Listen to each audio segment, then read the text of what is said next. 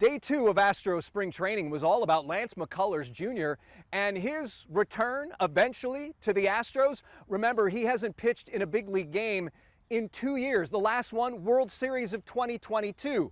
Now, before we get to Lance, here's what Joe Espada had to say to us and the rest of the media here in West Palm Beach. So, latest on Lance and what's his next throwing day? You know what? I think he's going to talk to you guys here at some point. So Okay. I'll let him talk to you guys about that later. But play catch today, it looks good. I'm very happy where he's at. So, but I'll let him address you guys later today. Cool. Is Montero in camp? So Montero having travel issue to getting to the country right now. So we expect him to be here in the next day or two. But he is coming. He was just having a tough time right now getting out of the DR. He's on schedule and everything? Yes, he's fine. He he pitched winning ball, so we're not concerned about not being ready to pitch. But we're just trying to work through some logistic stuff to get him out of there. Is that personally not prepared, or is it more new government? Like what?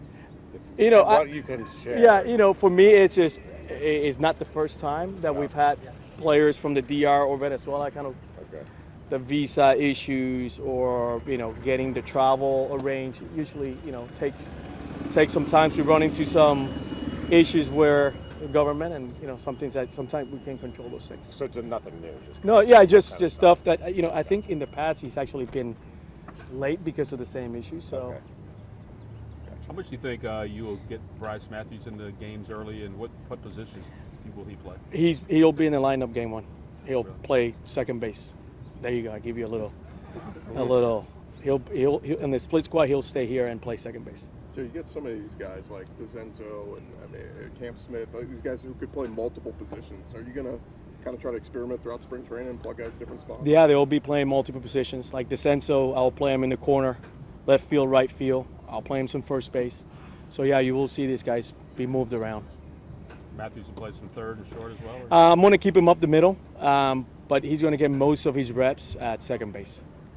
And we had talked about Cam Smith maybe exposing him to the corner outfield, but do you want to maybe keep him on the dirt just for the first part and then maybe kind of see how it looks in the outfield? Yes, right on. I'm going to keep him at third. I think that's a position that he played in college, played last year. He's most comfortable there. I really like what I've seen so far.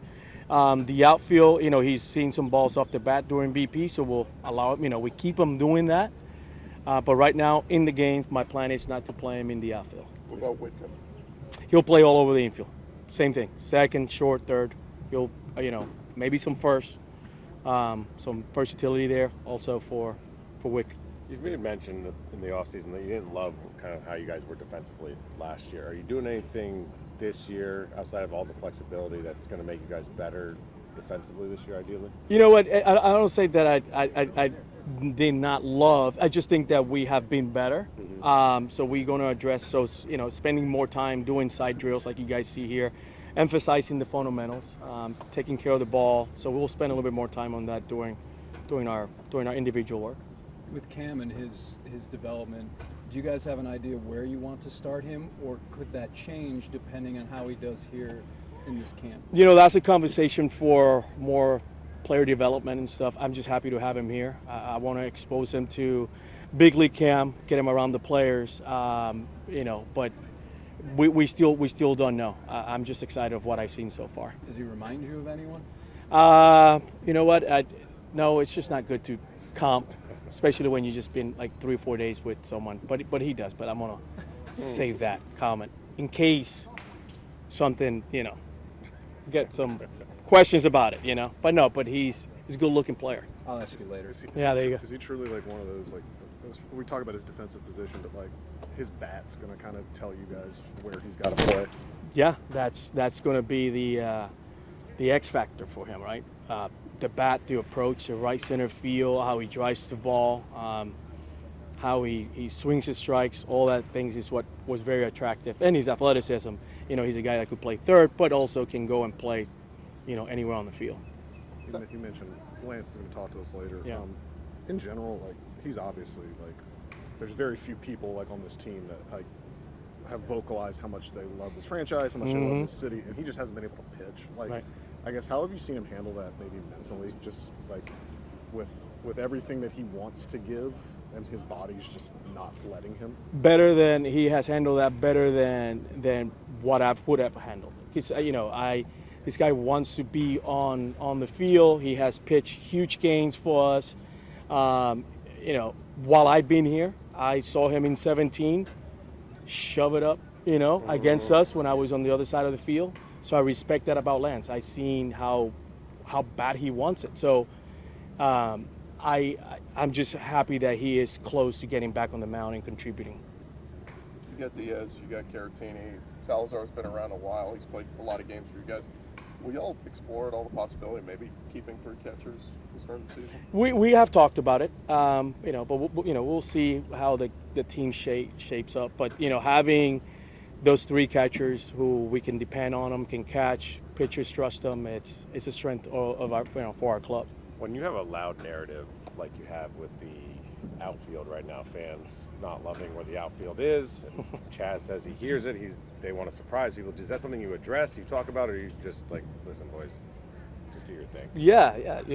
I think our players are very aware what the expectations are, and you mentioned Chaz. He knows that he didn't have a good year and has a little chip on his shoulder. And, he wants to show up and show that he's still the player that we saw in 22 and 23. So he's going to get an opportunity to show that. But our fans should be excited about our guys. I think we're going to see a different club. Our offense is going to be different what you guys saw last year. In what way? It's going to be a more complete in areas that I think last year we kind of got away from our approach. I think we have talked to our players. I think they're aware of that, and we're going to make sure that we emphasize what makes us so elite is when we able to see a ton of pitches and we can make our opponents work a little bit more. Now let's get to Lance McCullers. Lance laying out his timeline, and based on how we understand it, it could be in May or June when Lance believes he could be back with the Astros. All right. Where are you at with your recovery and your timeline? So I've thrown 7 pins, which is a good amount, just coming through like an off season. I'll throw another pin, I think Sunday, and then probably a couple more, and then looking to face hitters. I'd love to get in some games toward the end of camp, and from there probably break to AAA. It's been a little while since I've really faced competition. Spring training's good, but it's not.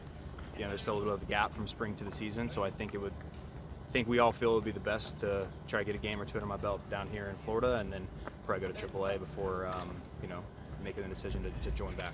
Stuff-wise, just how are your pitches? They're great. Yeah, I'm throwing all my pitches, so they're not like waiting on anything. Fastball, slider, curveball, changeup, cutter, the whole thing. So it was like up to 90 the other day in the bullpen, which is really good for me, and been happy with the progress and all that stuff. So it's been a good off season. I'm in a really great spot. Yeah, I was going to ask, where you at intensity-wise, intent-wise? I mean, I actually went back to 2021 and just was watching my film from spring, and the velo is pretty much where I was. So my first live in 2021, I was like 89 to 91. So I'm pretty much in that range right now. The fastball velocity is really solid. The off speed is in the curveball slider like in the upper 70s, so I'm not too far away from game speed. And once again, it's bullpen. I'm trying not to. I think in the past I made some mistakes during the rehab process, like trying to force velocity in the bullpen, because I wanted to see those numbers, and I think that's been part of some of the setbacks. So just kind of taking every day with in the bullpen with what it gives me, and I'm sure my body will move the way it's supposed to when the hitters are in game situation. Joe was talking about how you handle the ups and the downs, the ins, the whole process. Like, how do you feel mentally at this point, getting as far as it feels like you have in a while? Yeah, I mean, I'm in a really good spot. I mean, mentally, physically, I have a very strong sense of faith, and that's been very important to me through my whole career. But no more than the last couple years, just knowing that I just have to do the work, and God has a plan for me, and walking the path, the long journey, I guess. And so I'm very happy with just the way things have gone this off season. I feel in a great spot physically and mentally, responding really well to all the off speeds and the velo bumps and we've condensed the amount of time I'm throwing my bullpens. It was first, it was once a week, then it was two times a week, and now it's every 3 or 4 days. So responding to everything accordingly. And yeah, like it's just a really strong sense of faith, knowing that I'm putting the work in. It's frustrating, for me, and when I have setbacks or I can't get out there, but at the end of the day, I know I put the work and do the right stuff that I have to in order to get out there. If it's not happening for me, then it's not the time. I'm asking this only because Dana at the winter meetings alluded to there could be some talk about it. You plan on building up as a starter, correct? Yeah, I don't know where that came from, but I don't think that's an easy job. And being a reliever, I think a lot of times, people almost say, "Well, just make him a reliever." I mean, that's not an easy thing to do, to be a reliever at the big league level. It's not like a fallback position. I think that it's doing a disservice to the guys who are in that role. It's very specific. It's very hard, and I don't think pitching, back-to-back days or even, 3 out of 4 days. For me, I think it's physically harder. I think the things that the guys in the bullpen have to deal with throughout a long season, the ups and downs in usages, not really knowing when they're going to be called upon. Sometimes that's a harder, in my opinion, it's a harder job. It's a harder way to stay healthy. And so, like I said, it's not just something that you can just decide you wake up one day and feel like, being a reliever. It's a very specific job. I think suggesting otherwise is a disservice to the guys in the bullpen that have, in our pen and in every pen around the league. And so, for me, I'm interested in doing what I've always done. It's what I know. It's what I feel like I can give this team, the most success in. Do you feel like, just to clarify, do you feel like the setbacks last season was kind of trying to ramp up too quickly? Or? I mean, so, there's a lot of things throughout rehab processes that, we keep internal. So I had surgery in June of 2023. When I went in for surgery, we were expecting a very minor surgery. We were expecting a flexor repair, like a very minor flexor repair. What I had was a flexor replacement. So my flexor was off the bone, and so they had to drill more holes, do an internal brace, bring the flexor back through my bone. And when I woke up from surgery, the prognosis on time was 15 plus months. So 15 plus months from when I had surgery would have been like middle-ish September of last year.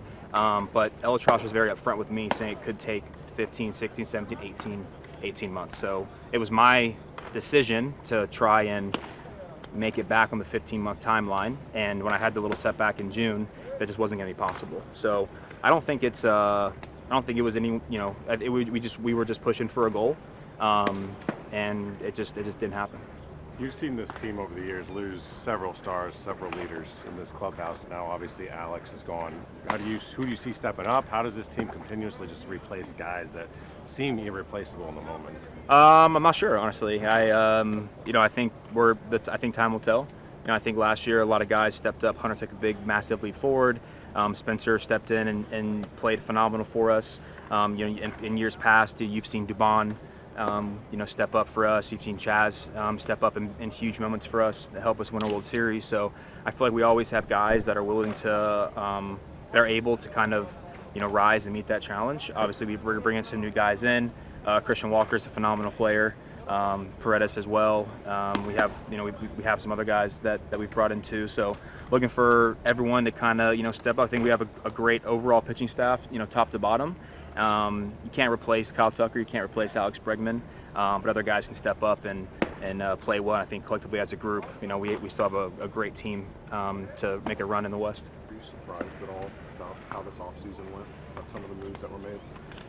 I think so. I think everyone was a little bit surprised, but that's not what we're here for. I mean, at the end of the day, we're just we're just members of the team. We're just players, so we have to just do the best we can do it. But I understand the moves. I understand that for many years we had a window, and it seemed like we were keeping all of our guys around. Look across the league, not too many teams are keeping star players all the way to free agency, and then they're leaving.